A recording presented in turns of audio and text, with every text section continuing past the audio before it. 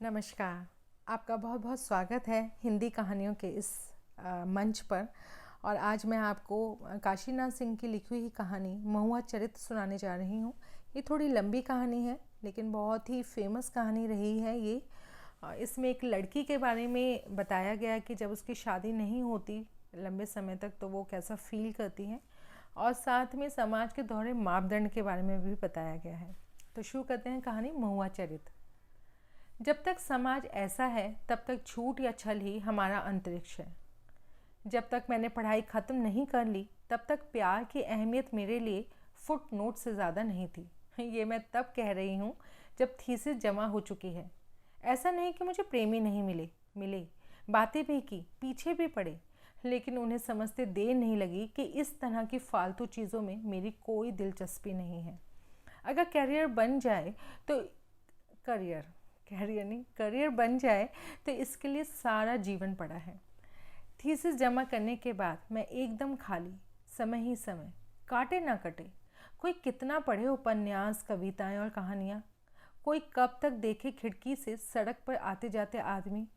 कोई कब तक सुने पुराने फिल्मी या सेमी क्लासिकल गाने। किसी सहेली से फ़ोन पर बातें भी करो तो कब तक और कितनी। और सच कहूँ तो मैंने सहेलियों से बातें करना बंद कर दी थी। करनी ही नहीं, सुननी भी बंद कर दी थी। क्यों? क्योंकि ज़्यादातर की शादियां हो चुकी थी। कोई भी घंटे पौन घंटे से कम बातें नहीं करती थी। बातें थी कि ख़त्म होने का नाम ही नहीं लेती थी। किसी के अपने हनीमून के किस्से थे तो किसी के पास आधी रात के, तो किसी के पास भिनुसार के, तो कोई इतवार के दोपहरिया के ही किस्से सुनाने लगती। कोई नहीं सोचती कि इन्हें सुनकर मुझ पर कैसी गुजरती होगी। हर एक की अपनी अपनी खुशियाँ और अपने अपने उल्लास और अपने अपने रोमांच थे। मर्द तो सबके ऐसे थे जैसे इस धरती पर है ही नहीं। मैं उन्हें सुनती रहती और हाँ करती रहती। मुझे उनसे जलन और ईर्ष्या होती। मन उदास और खिन्न हो उठता। बेचैनी बढ़ जाती। बेशर्मी की हद तो तब होती जब पति के साथ लेटी हुई फ़ोन पर बातें कहती जाती और बीच बीच में चूहकती और खिलखिल करके हंसती भी रहती। मैं अकेली, बेहद अकेली हो गई थी। मैं जब भी बाथरूम में नहाने जाती, कपड़े अलग करती और अपने बदन को बड़े गौर से देखती। हो सकता है गलत हो ये, लेकिन जाने क्यों मुझे लगता कि यह शरीर गमले में पड़े गुलाब के उस पौधे की तरह हो गया है जिसे अगर तुरंत पानी न मिले तो सूखते देर न लगेगी। इसे पानी चाहिए, कोई पानी दो, लेकिन कौन देगा पानी? 80 साल के पापा स्वतंत्रता सेनानी, विचारों के सेकुलर, देश की दुर्दशा से दुखी, जिसे विकास कहते हैं, वह विनाश था उनकी नज़र में। वे सिरहाने एक पुराना धुराना ट्रांजिस्टर रखते थे और बीबीसी सुनते थे। रात भर खांसते थे और सुबह के अखबार का इंतज़ार करते थे। अखबार हाथ में आते ही मम्मी को बुला लेते। वे राजनीतिक हलचलें कभी नहीं पढ़ते। उनमें उनकी दिलचस्पी शायद ख़त्म हो गई थी। पढ़ते खाप पंचायतों की रपटें और उसके फैसलों पर बिफर पड़ते। जब निर्णय पहले ही कर लिया तो पंचायत किस बात की? और तुम सालों मूढ़, अपढ़, जाहिल, क्रिमिनल, तुम होते कौन हो फैसला देने वाले? ऐसे ही पढ़ते बहू को जलाने की वारदातें और ससुराल वालों पर बरस पड़ते। लेकिन जब पढ़ते कि वधू ने मंडप में वर को थप्पड़ मारा और विवाह से इनकार कर दिया तो खुशी से खड़े हो जाते और इतनी ऊंची आवाज़ में बोलते कि मैं भी सुन लूँ। तो देखा, यही है नई पीढ़ी, नौजवानों की वह जनरेशन जो देश को बचाएगी भी और बनाएगी भी। वरना मेरा भारत तो इतना महान हो चुका है कि शर्म से सर झुक जाए। क्या है कि इसे हम सुबह नहीं कहेंगे, शाम भी नहीं कहेंगे, कहेंगे भोर काल, जिसमें अंधेरा भी रहता है और उजास भी। समझा? पापा की ये बातें कभी मुझे बहुत अच्छी लगती थी, लेकिन अब इनसे चिढ़ पैदा होती थी। सारी जिंदगी तुम देश और दुनिया के ही बारे में सोचते रहे, कभी अपनी बेटी के बारे में भी सोचा? तुम्हें तो ये तक नहीं पता कि तुम्हारी बेटी की उम्र क्या है, 29 या 30। तुम जिन सहेलियों के बारे में पूछते हो उनमें कितनी माएँ बन चुकी हैं और कितनी पेट से हैं। तुम ये भी जानते हो कि ना दहेज दे सकते हो ना मैं वैसी शादी कर सकती हूँ। फिर तुम खुलकर क्यों नहीं कहते कि बेटी, तुम्हें जो करना है करो, हम तुम्हारे साथ हैं। एक दिन जब मैं अपने कमरे से निकल रही थी, पापा अपने कमरे के बाहर खड़े दिखे। थोड़ी देर बाद जब मैं अपने कमरे में लौटी, उन्होंने आवाज़ दी, महुआ, जरा इधर आओ बेटा। मैं उनके पास गई। क्या बात है बेटा, इतनी कुमलाई हुई क्यों हो आजकल? दुबली भी हो गई हो। मम्मी कह रही थी ठीक से खा पी भी नहीं रही हो। ए? पानी। मेरे मुंह से अपने आप ही ये निकला तो वो ठठाकर हंसे। तो पिया करो, पानी तो खूब पीना ही चाहिए, लेकिन वही सब कुछ नहीं है। वे लौटते लौटते खड़े हो गए। ऐसा है बेटा कि किताब, कापी, गाने, खिड़की ये सब तो हैं ही, कभी कभी बाहर भी निकलना चाहिए। अकेले ना जाना हो तो मम्मी को भी ले लो, और नहीं तो घर में ही ऊपर इतनी बड़ी छत है, काहे के लिए है? सिर्फ कपड़े सुखाने के लिए? समझ रही हो ना? छत। यही छत मेरे जीवन का टर्निंग पॉइंट बनी। यह मेरे लिए सरग नसैनी थी। इधर शाम ढलती, उधर मैं छत पर, और जब तक छत पर रहती थी तब तक महसूस करती थी कि न आकाश है, न धरती है, न बेहड़ है, न पड़ती है, न नदियाँ हैं, न नाले हैं, न पेड़ है, न पालो है, न पर्वत है, न जंगल है, न बारिश है, न बादल है, न गांव है, न नगर है, न नारी है, न नर है। सिर्फ मैं थी, और वह फीका चांद था, और वे छिटपुट तारे थे, और एक अबूझ सिम्फनी थी जो मेरे भीतर गूंजती रहती थी। देखते देखते ये छत मेरी सहेली बन गई। कब मेरा दुपट्टा खींच रही है, कब मेरे बाल और गाल सहला रही है, कब मेरी बाहें फैलाकर उनके पंख बना रही है और शून्य में उड़ना सिखा रही है, और कब उड़ाते हुए एक तारे से दूसरे, तीसरे, चौथे, पांचवें, यानी बारी बारी से सभी छिटके तारों पर बिठलाते हुए अंत में चांद पर लिटा देगी और सुस्ताने के लिए छोड़ देगी। मुझे पता ही नहीं चला। मुझे कभी कभी लगता कि मेरी बाढ़ नॉर्मल लड़कियों जैसी नहीं रही। मैंने देह की मांग बराबर अनसुनी की, उसकी ज़रूरतें अनदेखी की। यह अजीब सी बात है कि जो मुझ पर आसक्त होते थे उन्हें मैं बच्चा समझती थी, और जिन पर मैं आकृष्ट होती थी वे मुझे बच्ची समझते थे। ये पता नहीं कौन सा मनोविज्ञान है। यही बेवकूफ़ी मैंने हर्षुल के साथ की थी। लंबा, छरहरा, खूबसूरत लड़का, संपन्न और शिक्षित परिवार, पोजीशन होल्डर, शैडो की तरह अपनी साइकिल लिए मेरे साथ या आगे पीछे चलने वाला। मैं क्या थी उसके आगे? किस बात की ऐंठ? अपनी किस बात का गुमान? आखिर गलती क्या थी उसकी? हुआ ये था कि क्लास में एक घटना हो गई। जैसे ही कायस्ता सर आए, पढ़ाना शुरू किया कि दो गुब्बारे पंखे की हवा से इधर उधर नाचने लगे, दोनों सफ़ेद। उनका भी ध्यान गया। वे गुब्बारे नहीं थे, निरोध को फुलाकर किसी ने डोरे से बांधकर उन्हें छोड़ दिया था। निरोध यानी कि कॉन्डोम।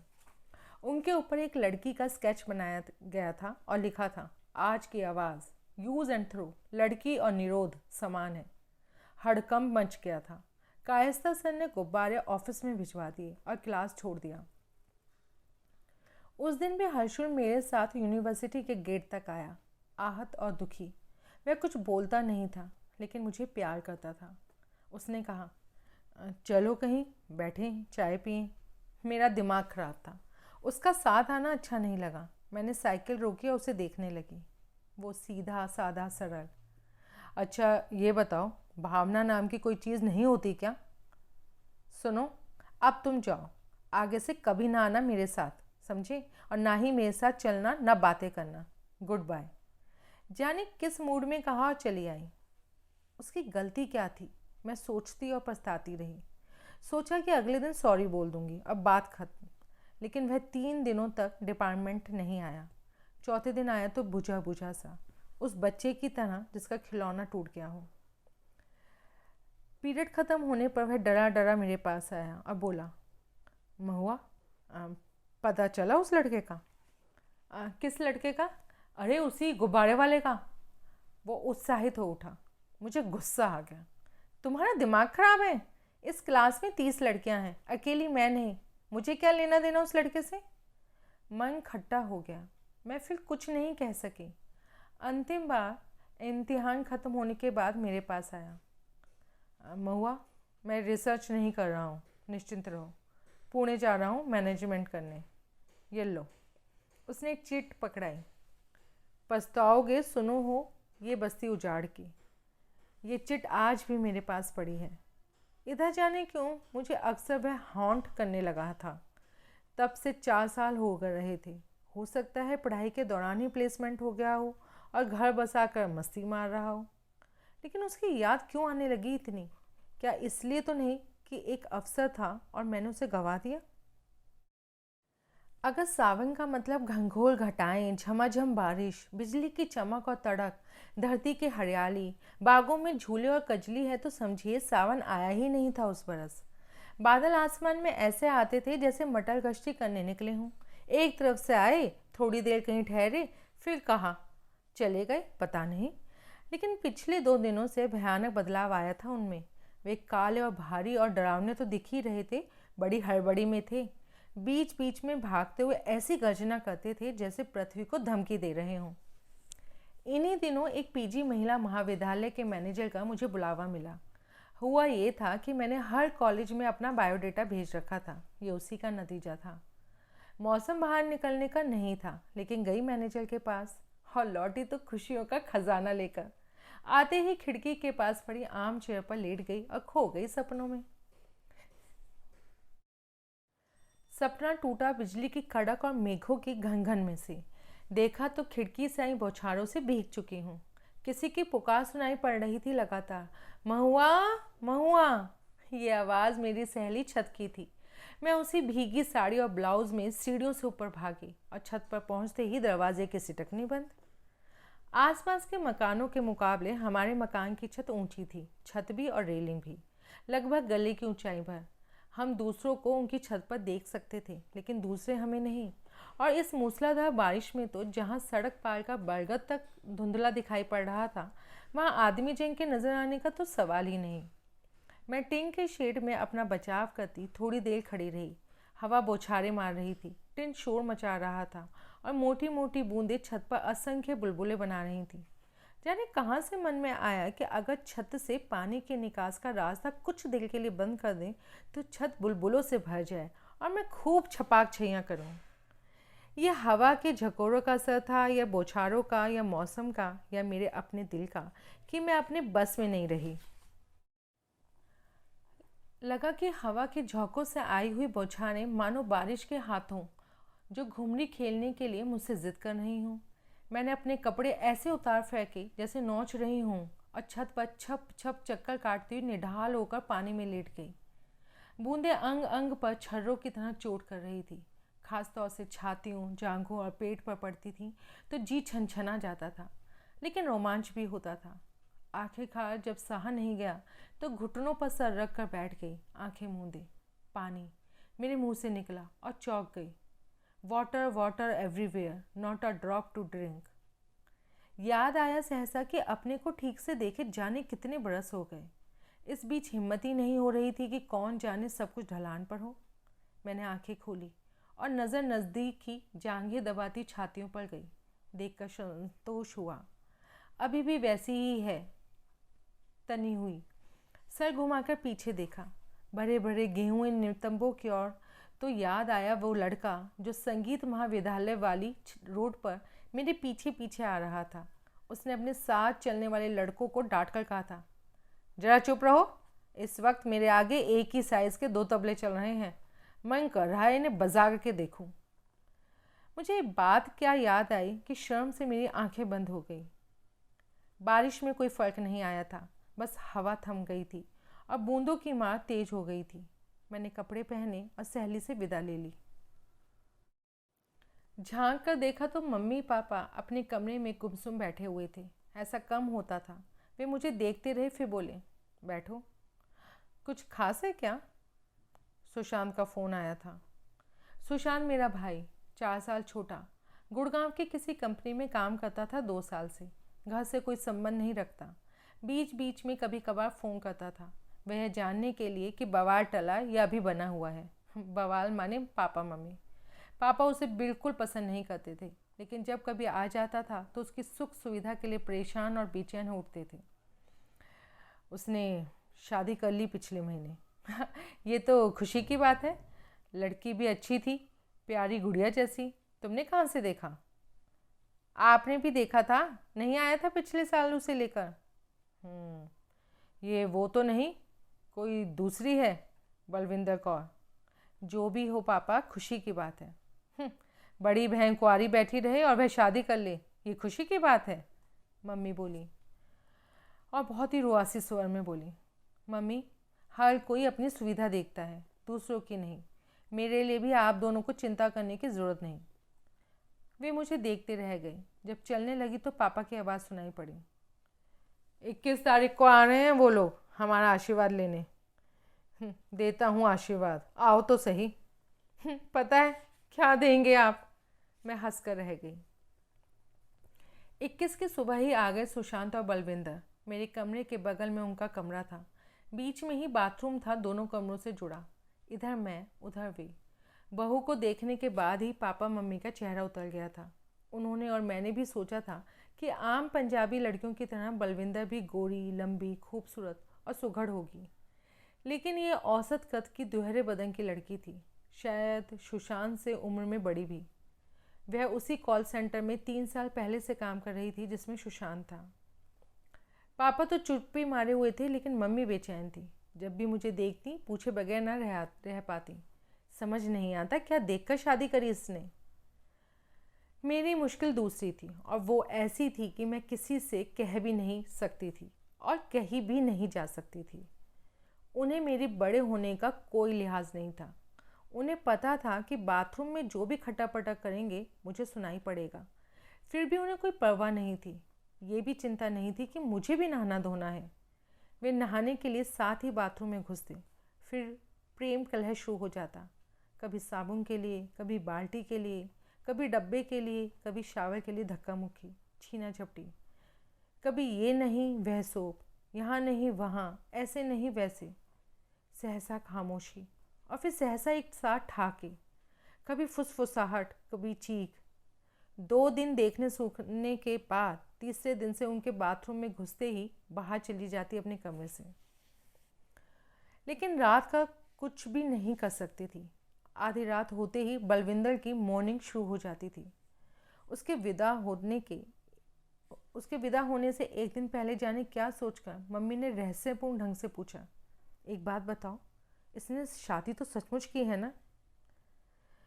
शायद इसलिए पूछा कि उसने बलविंदर को कभी सिंदूर लगाए नहीं देखा था। वे गए। उनके जाने पर मुझे लगा कि वे ना आए होते तो अच्छा हुआ होता। वे मेरी नींद और चैन लिए गए और भर गए मेरे भीतर अकेलापन, खलबली, बेबसी और बेचैनी।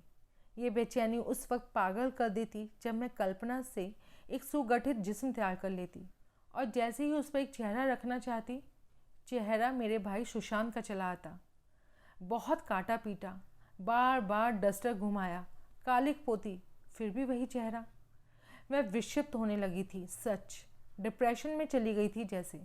उस वक्त जब बाजार से गुजरती तो कंखियों से इधर उधर देखने लगती कि लोग मुझे देख क्यों नहीं रहे हैं, कि कोई मेरी चाल पर कमेंट क्यों नहीं पास कर रहा है, कि उस बच्चे ने मुझे दीदी क्यों नहीं कहा, आंटी क्यों कहा। इसी तरह की फालतू बातें जो कभी दिमाग में नहीं आती थी आने लग गई थी। शाम में काटे नहीं कटती थी। ये देख कर छत मेरी सहेली परेशान थी, बहुत बहुत परेशान। एक शाम जब सूरज ढल चुका था, अंधेरा बढ़ता जा रहा था, इक्के दुक्के तारे छिटक रहे थे और मैं एक कोने मन मारे खड़ी थी। सड़क पार बरगद पर बैठे पंछी कभी कभी पंख फड़फड़ाकर उड़ते और चहचहा उठते थे। फिर अचानक सन्नाटा, मानो अथाह और अबूझ। इस सन्नाटे में सहेली ने धीरे से फुसफुसाकर मेरे कान में कहा, कुछ सुन रही हो? कोई आहट, कोई आवाज़? ये आहट, ये आवाज़ बगल की छत से थी, चलने के साथ गुनगुनाने की। ये साजिद था, मेरा पड़ोसी नया किराएदार, मनोविज्ञान का लेक्चरर, एक गहरे बदन का लंबा क्लीन शेव्ड आकर्षक युवक, 2 बच्चों का बाप। उसकी बीवी हमीदा कहीं नहीं ठहरती थी उसके आगे खूबसूरती में। खन्ना लोगों से इसलिए पापा नाराज़ थे कि उन्होंने अधिक किराए के लोभ में मकान मुसलमान को उठाया था, और मुसलमान से इसलिए नाराज़ थे कि वह कहीं से भी मुसलमान नहीं दिखता था। वह घर में बरमूडा पहनता था और उसके बच्चे मदरसा में नहीं, सेंट जोसेफ में पढ़ने जाते थे। साजिद से मेरा कोई रब्त ज़ब्त नहीं था, तब तक सिर्फ हलो हलो ही था। हाँ, कभी कभार बातें हो जाती थी किसी उपन्यास के बारे में, या शायरी के बारे में, या मंटो के बारे में, फिल्मों के बारे में, या आतंकी हादसों के बारे में, या विभागीय पॉलिटिक्स के बारे में। वह भी जब तब वह इंटरनेट पर आई मेरे विषय की वैकेंसीज की सूचनाएं देता था।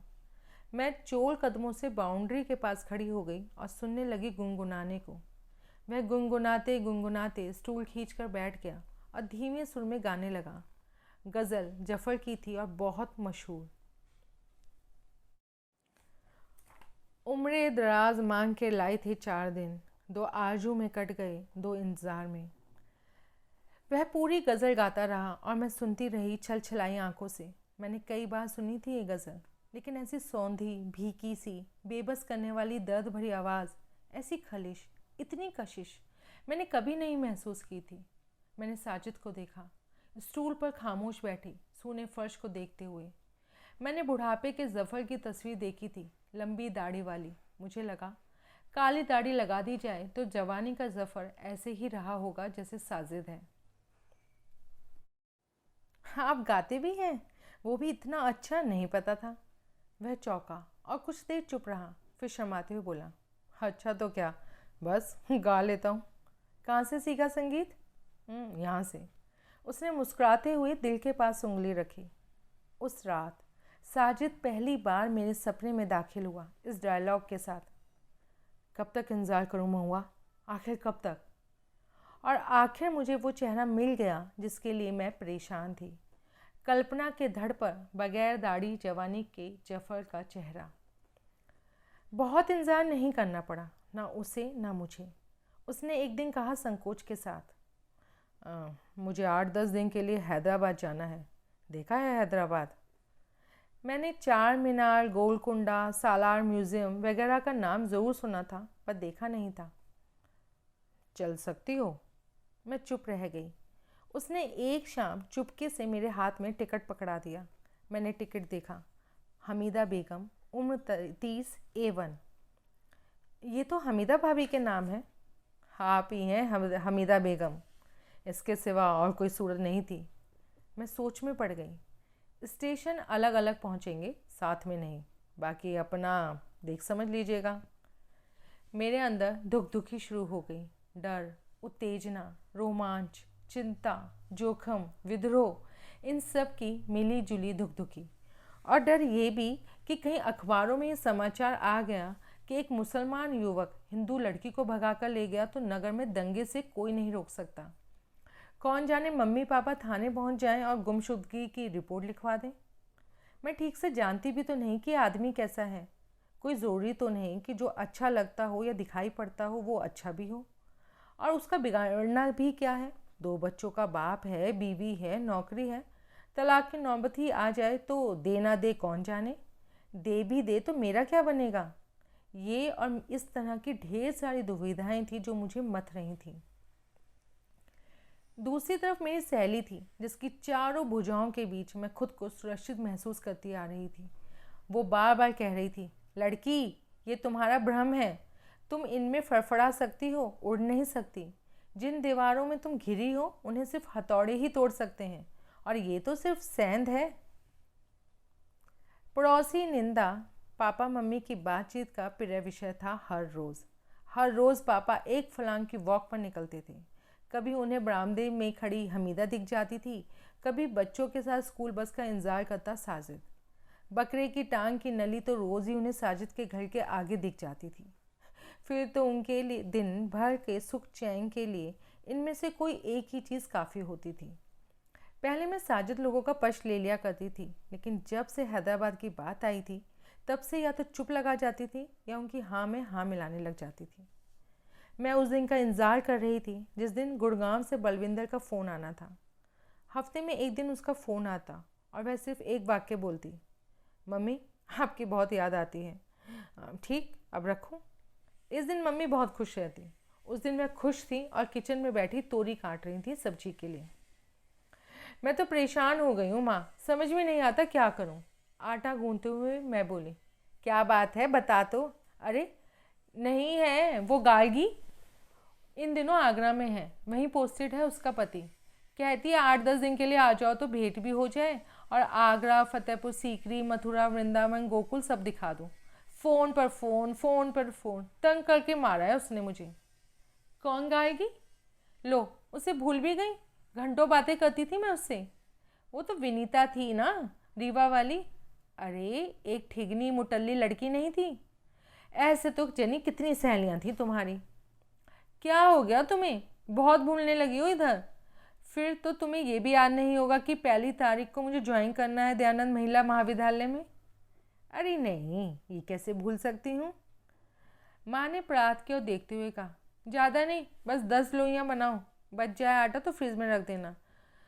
हाँ तो तुम क्या चाहती हो? मैं तो नहीं चाहती, लेकिन ये भी सोचती हूँ कि ज्वाइन करने के बाद तो कहीं जाने से रही ना छुट्टी मिलेगी ना ही मुझे मौका मिलेगा। तो जा, हो आ, जा पापा से पूछ ले। पापा पापा कभी मना करते हैं किसी काम के लिए, लेकिन कहती हो तो उनसे भी पूछ लेंगे।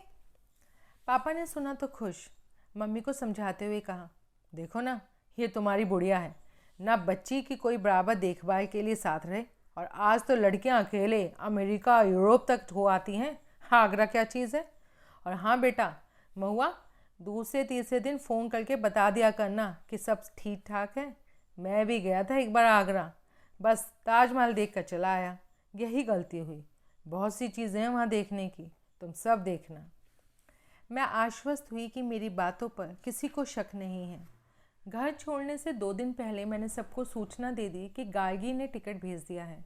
उसी दिन साजिद ने मेरे मोबाइल पर बात की और कहा, मैं सुबह ही घर छोड़ दूंगा और शाम को तुमसे स्टेशन पर मिलूंगा। इंतज़ार करूंगा प्लेटफॉर्म पर गाड़ी के बोगी नंबर A1 के सामने। वक्त ज़रूरत के लिए बोलकर रख लूँगा, चिंता ना करना।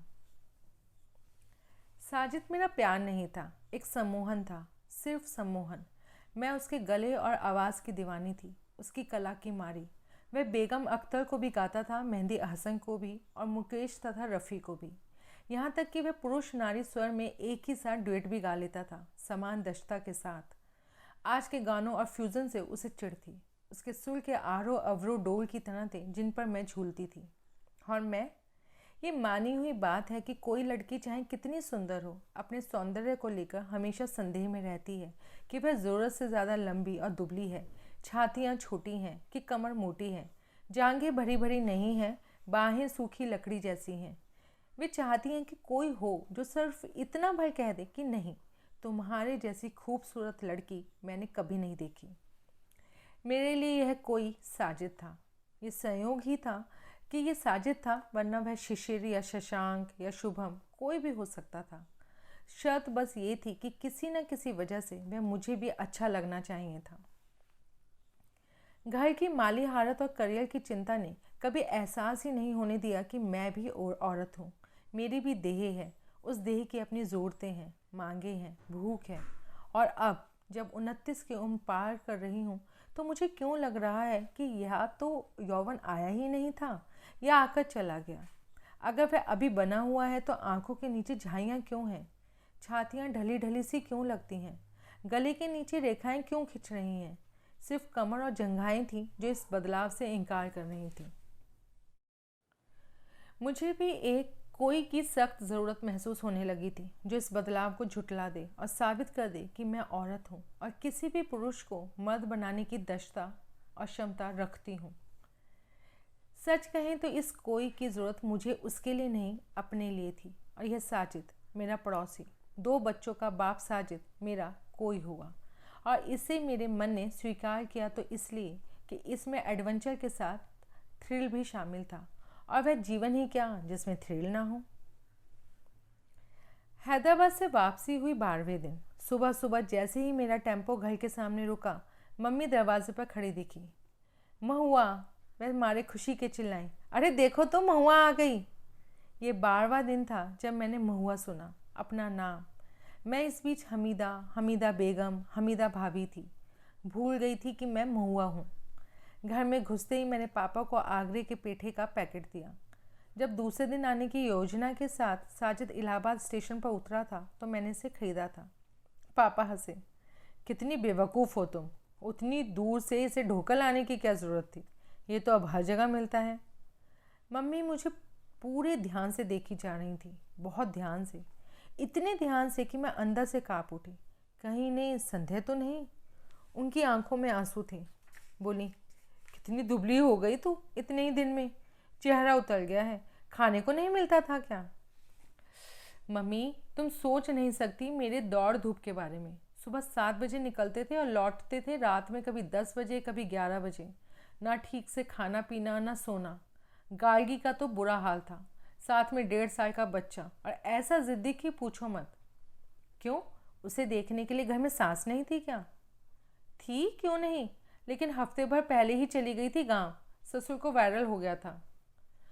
लगता है रात को भी नहीं सो पाई हो तुम, पापा बोले। अरे पापा, क्या बताऊं, बगल की बर्थ पर एक मोटा थुलथुल आदमी था। ऐसे खर्राटे ले रहा था कि सब परेशान थे। अच्छा जाओ, नहाओ धो और आराम करो।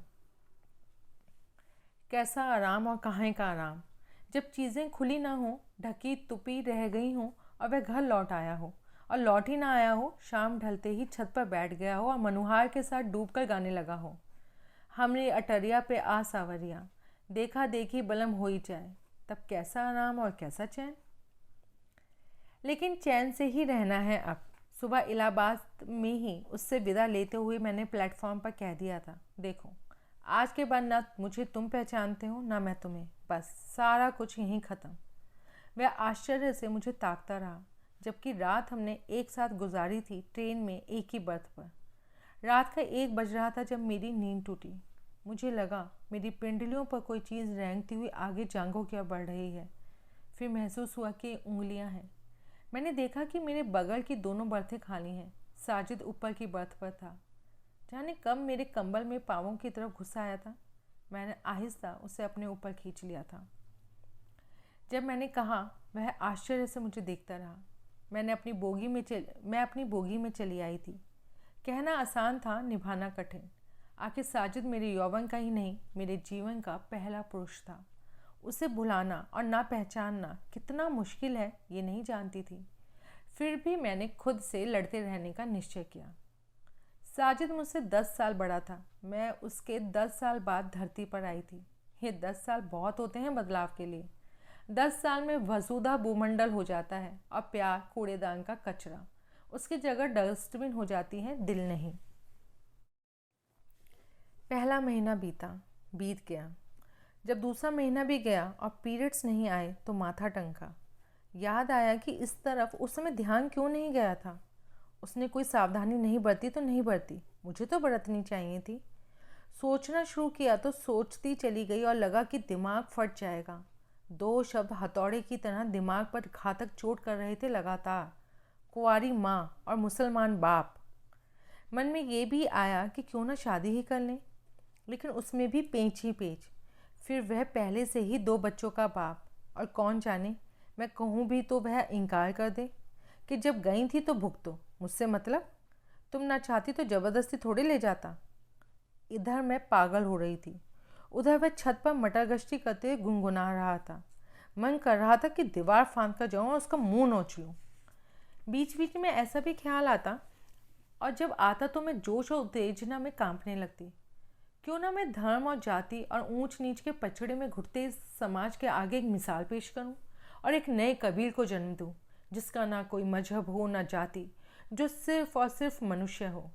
लोग भी क्या कर याद करेंगे कि हाँ, थी एक महुआ नाम की लड़की जो इसी वासलीगंज में कहीं रहती थी, इसी बरगद के पास, जिसे हिंदुओं ने दिन दहाड़े फूंक दिया था। और फिर मुझे दिखाई पड़ा बरगद के तने के पास एक चौरा, जिसे महुआ सत्ती भाई का चौरा बोलते हैं, जहाँ प्रत्येक सोमवार को कुंवारी लड़कियां धूप दीप नैवेद्य और फूल चढ़ा जाती हैं।